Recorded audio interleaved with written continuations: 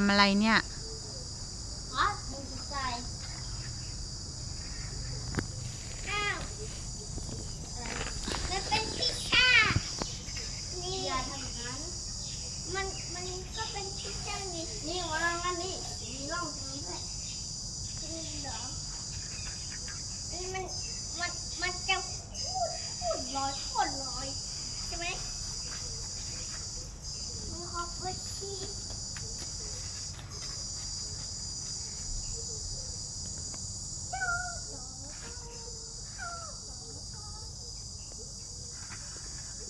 ปิดเทอมเราเลยมาขดทรายบ้านปู่เล่น ไปไหนก็อากาศร้อนก็เลยมา